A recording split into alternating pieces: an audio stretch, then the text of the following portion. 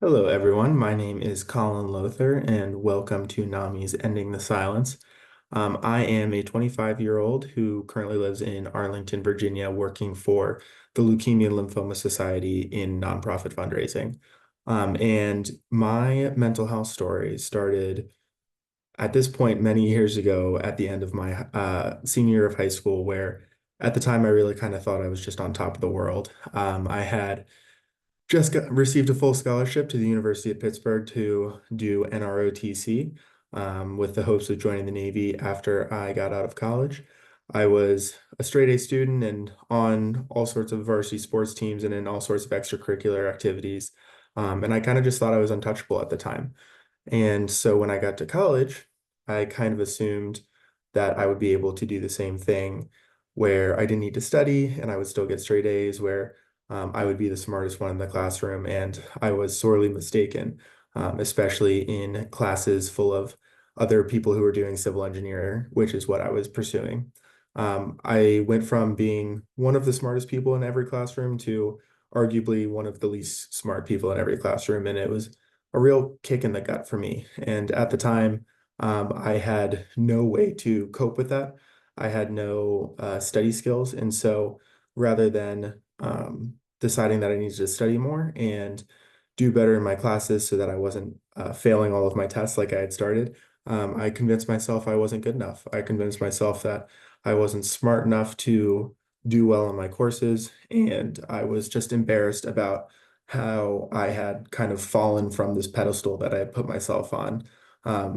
But what I needed to make sure of was that everybody else in my life still thought that I was that person I had built myself up to be. And so I started lying to everybody in my life. And that was kind of the beginning of a real dark time in my life where I became very depressed. And nobody knew because I didn't want anybody to know. I wanted everybody to think that I was still this perfect kid who nothing wrong was ever going to happen to him. And so for about 2.5 years, I lied to everybody while I failed my classes and was on, um, you know, the academic probation lists and just trying to skate my way through college until I don't know what, because it was going to end poorly one way or another. And it all kind of came to a head on January 1st of 2020, where unbeknownst to everybody else, I had decided that the only way to get myself out of the corner I had backed myself into was to end my own life. And so I went back up to the University of Pittsburgh for New Year's after celebrating Christmas with my family and saying goodbye to all of them, obviously unbeknownst to them. I went back up to Pitt and celebrated New Year's with my friends. Had way too much to drink, got to kind of say goodbye to all of them, and then took somewhere between 75 and 90 of my antidepressants in hopes that I would never wake up. Obviously, I woke up a few hours after I took the pills, and luckily for me, I threw a bunch of them up, or I'm pretty convinced that I would not be here today. Um, and when I tell people this story, oftentimes they're like, "Oh, you must have been so relieved." And I think the thing that strikes me the most looking back on it is I was so upset when I woke up because it just meant that I couldn't even kill myself properly, which is a crazy thing to say. But at the time, I couldn't do anything right in my head. And this is one thing that I thought I would be able to do, and I couldn't do that either. So obviously, looking back, I'm so thankful that it didn't work. But at the time, I woke up and I was really upset at myself. And so I overdosed in my dorm room for about 24 to 48 hours. Um, Again, unbeknownst to everybody else. And then finally, I told my sister, my older sister Emma, who proceeded to tell my mom, and they came and picked me up from Pitt and took me back down to Norfolk, Virginia, where my family lives. And so from there, I went to a psychiatric hospital and stayed there for 6 days. And that's kind of where I credit my life turning around. I was terrified, absolutely terrified to go to the psychiatric hospital. The only kind of time I had ever seen psychiatric hospitals portrayed or any like information about them is in TV shows and movies where um, they're shown as just terrible places with people in straitjackets and screaming and crying and yelling. And that just is what I was expecting to walk into. And obviously, I could not have been more wrong. What I walked into was more akin to like a dorm hall in college where it was just a long row of rooms. And I got my own room. And for the next 6 days, I was able to kind of get on a regimented medicine routine and kind of meet other people who had been through things that I had been through and could understand. And I'll never forget in that first group therapy session, I said some things out loud that I thought sounded crazy. And everybody else in the room was like, "Oh yeah, I totally understand what you mean. I've felt those same things." And it was the first time in a very long time I didn't feel alone anymore. Um, and so while I was there, I decided I wanted to do something about mental health in general because I was annoyed that I felt like I couldn't talk for so long, that I couldn't tell people, especially when I have such a great support network, friends, families, all sorts of people who would have helped me through that time. And I still felt like I couldn't talk to anybody. And so I was annoyed. So I wanted to do something about it. And I took very drastic measures.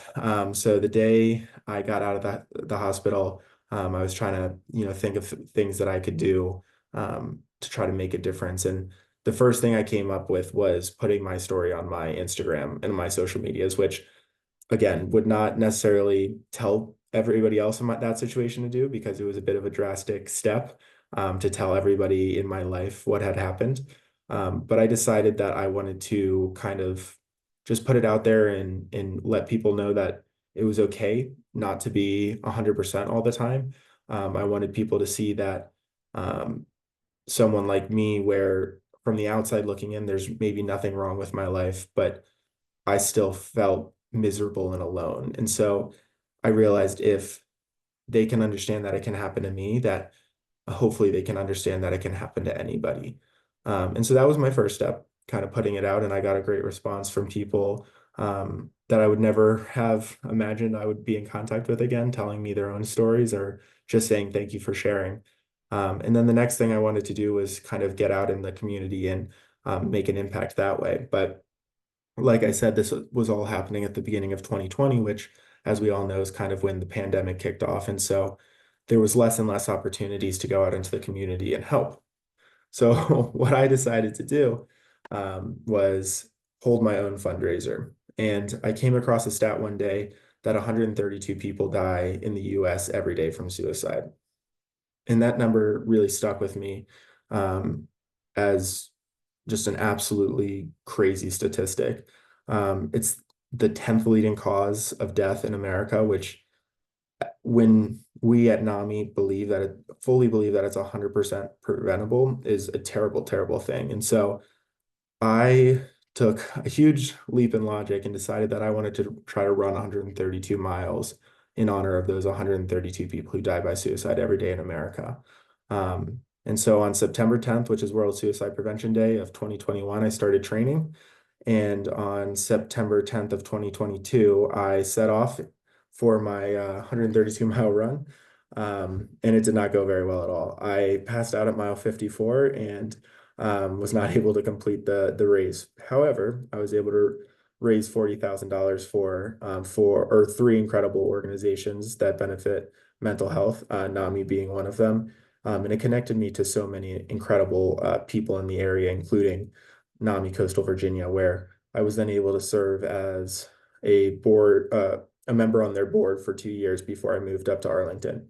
Um, and so, long story short, it just kind of goes to show how, um, you know, even though I was convinced my life was over, even after I woke up from my suicide attempt, I was able to kind of turn that around and make myself realize, but all sorts of other people realize that just because I'm depressed and I'll always be depressed, I'll always be on my antidepressants, but just because of that doesn't mean I'm not capable and worthy of an incredible life and happiness and success in my personal and professional lives.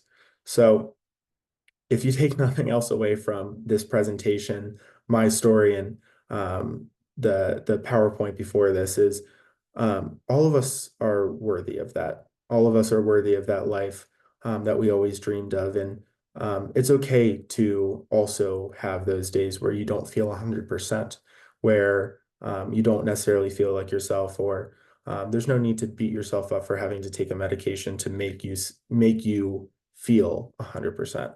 I love my medication. I love meditation and running and being able to talk to my friends and family about the days where I'm not doing so well. So, make those relationships where you feel comfortable talking to people, find those things that spark joy in your life, and you will be so much better off for it. So once again, thank you for coming out and listening to the presentation, and hopefully you find something to take home from all of this. And if you ever need anything else, NAMI has all sorts of amazing resources that I've personally used in the past. So never be scared to reach out to anyone in the organization. Thank you so much.